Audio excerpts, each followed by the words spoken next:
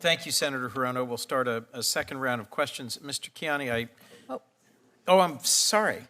Sorry, Senator Blackburn. Well, thank you, Mr. Chairman. I appreciate that. Before you go to your second round, you know, I'm just invisible up here. Congressman Smith, always good to see you. And I know your long history on these issues. I loved working with you in the House as we addressed many of these. And our innovators and songwriters and entertainers in Nashville, you were always so good to them, and I appreciate that. I want to ask you, I want to start with you, looking at PARA and looking at Prevail. When you look at PARA and you see the 4 categories that would be deleted, and then we look at the advent and the utilization of algorithms, and especially in some of our healthcare technologies in those fields.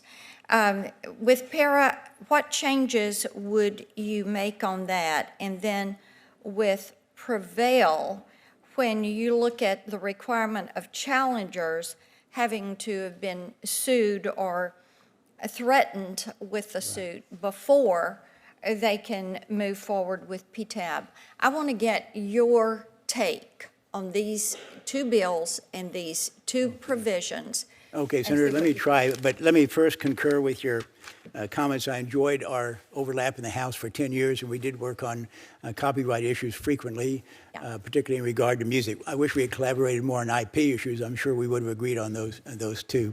Let me start with, I think the legitimate aim of the AIA and the Prevail Act is to make sure that the small-time inventor, maybe the single innovator, the small business, the entrepreneur, the startup company gets cleared title to their patents. Now that helps the case that you were talking about. If they get cleared title, they can use that patent in ways that, whether it be healthcare or other types of patents, in ways that benefit the American people. But so often PTAB is abused in ways that were not intended by oftentimes large companies, and the small patent trolls. Patent trolls, and I'll get to that in a minute. You're right, and the result of that is, because the process is abused, the small patent holder oftentimes is disadvantaged and can't produce the patents, can't produce the technology that they should be able to. And you're right about patent trolls, and I'll make a confession here. When we were writing and passing the AIA, I was really consumed with patent trolls. I was seeing a lot of stories and reading a lot about patent trolls. And I won't say we over-focused on patent trolls, but I'll say we may be under-focused on that small-time innovator and how the PTAB might be abused. We never intended for that abuse to occur, and I think that's one reason, or one thing that the Prevail Act can do is to correct that situation, bring more of a balance back to the equation. So yes, patent trolls are still a problem, but we need to make sure that we're trying to give as much advantage to the small patent holder as we do anyone else. And if we do that, we will have succeeded. Okay, thank you for that. Mr. Kiani, I want to come to you.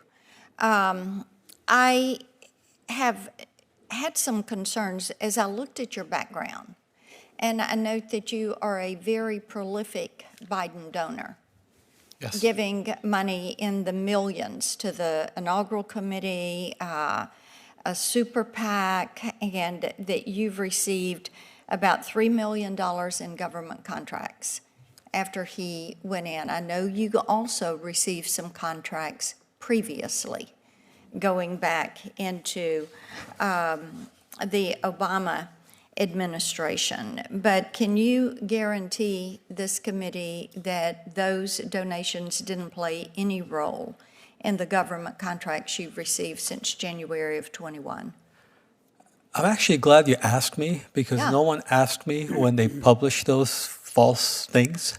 Okay. Well, that's why when we do our research, we ask these questions. It's always good to get the input. Yeah, so let me, first of all, we sell medical products to hospitals, including VA hospital and military hospitals. Okay. We've been doing it since 1998. And it happens that during Trump's time, we got more business from the VA and military hospitals than we have during Biden's period, or even Obama's period. So that just stuff is just totally false. It has nothing to do with it. We don't go for government contracts. We just sell pulse oximeters to hospitals. That's all. All right, I've got a couple of other questions on that issue, but my time has expired, so I will submit those for the record, and thank you all for being here with us. Thank you, Mr. Chairman.